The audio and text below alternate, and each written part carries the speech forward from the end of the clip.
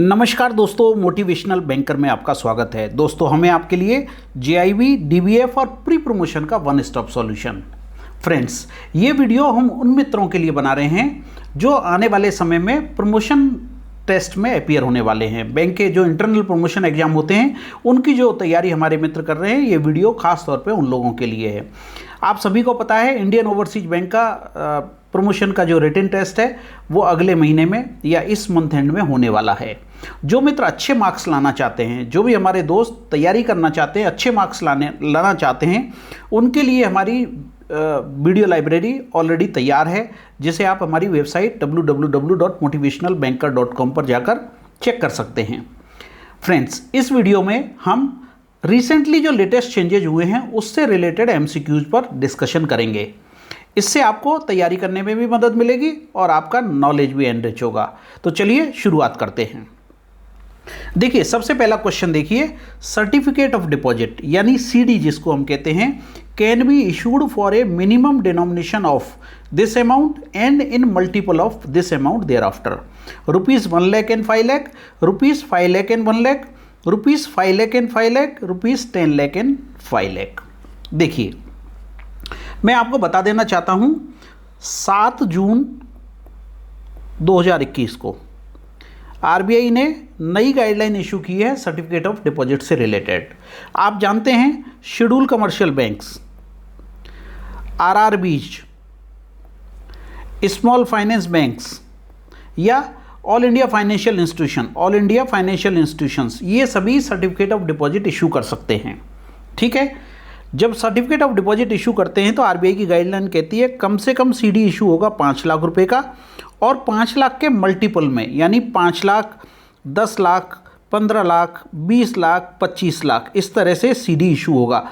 ऐसा नहीं किसी को 23 लाख का सर्टिफिकेट ऑफ डिपॉजिट इशू करना है तो वो इशू कर सके, नहीं। ये बैंकें 5 लाख और उसके मल्टीपल में सर्टिफिकेट ऑफ डिपॉजिट इशू करेंगे। दूसरी बात, जो सीडी इशू होता है उसका पीरियड है मिनिमम 7 डेज और मैक्सिमम 1 ईयर।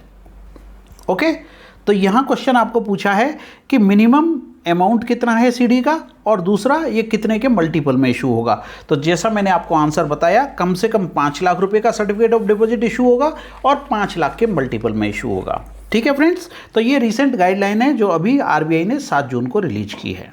अब हम लेते हैं अगला question, that is question number 2। The Ayushman Bharat दिवस ऑब्जर्व ऑन 30 अप्रैल। आप जानते हैं कि 30 अप्रैल को हम आयुष्मान भारत दिवस के रूप में मना रहे हैं। ठीक है, this is associated with which national health scheme. देखिए, आयुष्मान भारत दिवस जो हम मना रहे हैं वो उसका पर्पज क्या है, पहले तो आप ये समझिए। हमारे जो गरीब भाई बहन हैं उनके लिए इंश्योरेंस का बेनिफिट देना, उनके लिए सस्ती मेडिकल सुविधाएं उपलब्ध कराना। आयुष्मान भारत जो योजना है उसका दूसरा नाम क्या है, प्रधानमंत्री जन आरोग्य योजना। तो ये जो स्कीम है जिसकी बात की जा रही है इस क्वेश्चन में, वो है प्रधानमंत्री जन आरोग्य बीमा योजना। अब देखिए, इसका उद्देश्य क्या है, जैसा मैंने बताया, इकोनॉमिकली वीक जो लोग हैं उनके लिए हेल्थ केयर की सुविधाएं देना, यानी उनके लिए इंश्योरेंस की सुविधाएं देना। कैसे? 5 लाख रुपए पर family, 5 lakh rupees per family, इसमें इंश्योरेंस है। ठीक है, ये फ्री ऑफ कॉस्ट है, कुछ भी पैसा नहीं देना है। इसमें 10 करोड़ फैमिलीज को कवर करने का टारगेट रखा गया है, जिसमें से 8 करोड़ फैमिलीज तो रूरल एरिया से होंगी और करीब 2 करोड़ प्लस फैमिलीज इसमें अर्बन एरिया से होंगी। ठीक है, ये तो होंगी रूरल एरिया से और 2 करोड़ प्लस फैमिलीज होंगी इसमें अर्बन एरिया से। कम 10 करोड़ फैमिलीज को इसमें कवर किया जाएगा। तो ये जो स्कीम है इसका नाम है आयुष्मान भारत योजना, या दूसरा नाम है इसका प्रधानमंत्री जन आरोग्य योजना। हम 30 अप्रैल को आयुष्मान भारत दिवस के रूप में मना रहे हैं। ठीक है, क्लियर है बात? चलिए फिर अगले क्वेश्चन पे चलते हैं। क्वेश्चन नंबर 3 हमारा देखिए क्या कहता है। क्वेश्चन नंबर 3 बड़ा अच्छा है, बहुत इंपॉर्टेंट है। What is full form of XBRL? दोस्तों, जो भी लोग प्रमोशन की तैयारी कर रहे हैं उन्हें मैं बता देना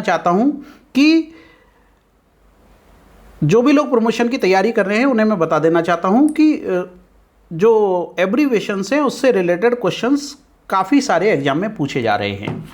यानी जो आपका एग्जाम होने वाला है उसमें आप मान के चलिए कम से कम 5 क्वेश्चन आपको एब्रीवेशंस में पूछे जाएंगे, और एब्रीवेशंस जितने भी पूछे जाते हैं वो सारे रिसेंट होते हैं। XBRL इन दिनों चर्चाओं में है, इसलिए मैंने इसमें क्वेश्चन लिया है। XBRL देखिए, आप जैसा यहाँ देख रहे होंगे, XBRL की फुल फॉर्म क्या है? Extensible business reporting language.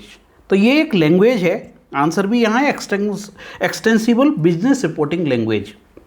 ये क्या है XBRL और कहाँ चर्चाओं में है वो हम जानते हैं। देखिए, जैसा यहाँ दिख रहा है आपको एक्सटेंसिबल बिजनेस रिपोर्टिंग, ये एक लैंग्वेज है जो electronic communication of business and financial data में यूज होती है। अब कैसे यूज होती है मैं आपको बता देता हूँ। देखिए, हमारी एक स्कीम चलती है, रिजर्व बैंक ऑफ इंडिया ने LRS स्कीम बना रखी है, लिबरलाइज रेमिटेंस स्कीम, जिसमें $2.5 लाख तक का रेमिटेंस किया जा सकता है, ये आप सभी जानते हैं। ठीक है, जो LRS स्कीम में एप्लीकेशन आती हैं, कितनी एप्लीकेशन आई, कितना रेमिटेंस हुआ, इसकी रिपोर्टिंग होती है, और ये रिपोर्टिंग होती है एक प्लेटफॉर्म पे जिसको कहते हैं ORFS, online return filing system, online return filing system. ठीक है, तो ये प्लेटफॉर्म है, इस पर इसकी रिपोर्टिंग होती है। अभी RBI ने कहा है कि इसकी रिपोर्टिंग अब आगे से आप XBRL पे करेंगे। XBRL के थ्रू ही RBI ने डिसाइड किया इसका डेटा कलेक्ट करने का।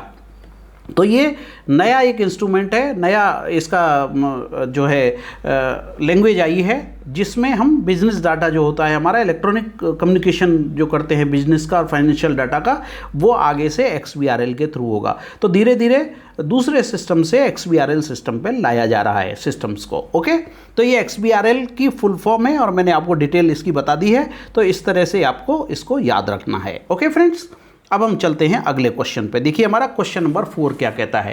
क्वेश्चन नंबर 4, रिसेंटली अभी चेंजेज हुए हैं ATM ट्रांजेक्शन से रिलेटेड। RBI ने 1 अगस्त 2021 से इसमें चेंज किए हैं, इसलिए क्वेश्चन हमने लिया है।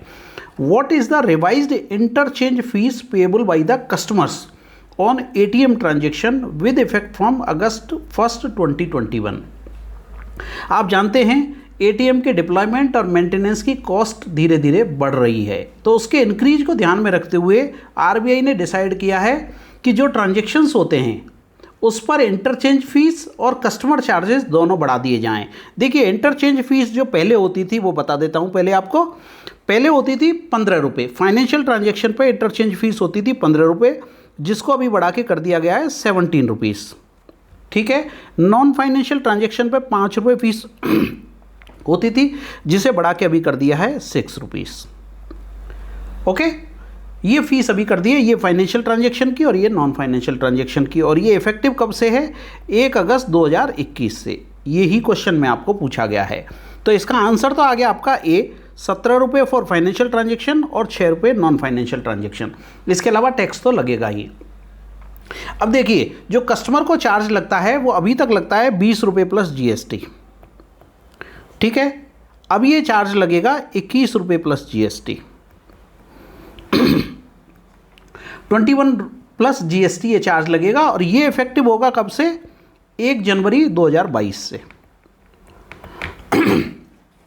ओके, अब आपको ये भी ध्यान रखना है कि जो फ्री ट्रांजेक्शन्स की लिमिट थी पर मंथ, जैसे मेट्रो में 3 फ्री ट्रांजेक्शन और नॉन मेट्रो में 5 फ्री ट्रांजेक्शन्स होते थे, इस ट्रांजेक्शन में फाइनेंशियल ट्रांजेक्शन भी आ गए आपके और नॉन फाइनेंशियल भी आ गए।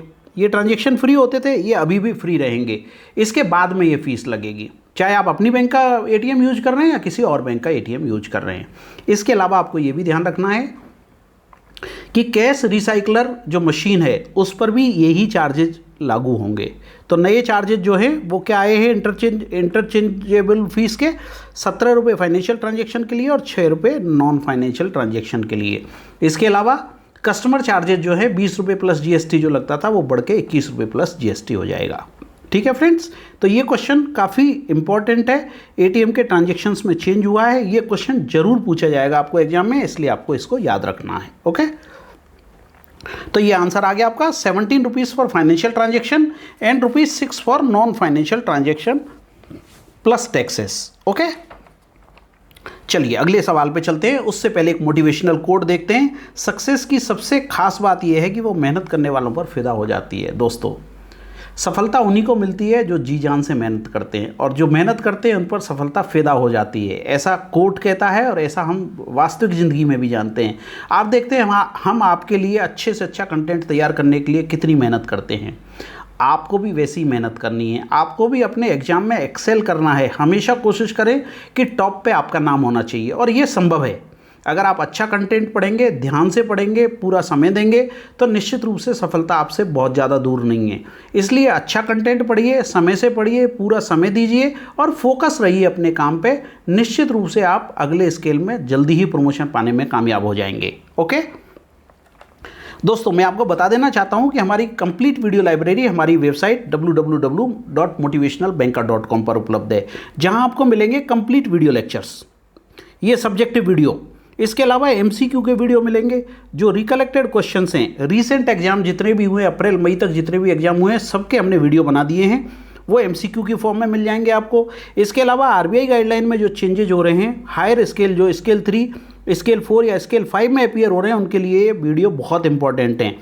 ये बुक है हमारी मेरिट 2022, जो फ्री डाउनलोड है। आप जो लोग सब्सक्राइबर हैं वो जब लॉगिन कर लेंगे वेबसाइट पे, वहाँ पर ये दी हुई है बुक, हमने इसको डाउनलोड कर सकते हैं। इसमें कंप्लीट मटेरियल आपको हमने दिया हुआ है, ये PDF फॉर्म में उपलब्ध है। इसके अलावा रिकलेक्टेड क्वेश्चंस के करीब 500 से ज़्यादा क्वेश्चन हमने PDF फॉर्म में भी दिए हैं आपको।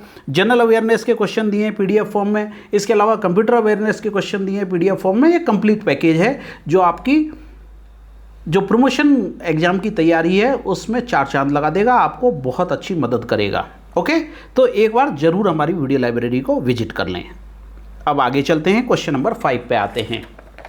देखिए, ministry of finance has allowed housing finance company HFCs with asset size of over this crore to recover the dues using SARFAESI act.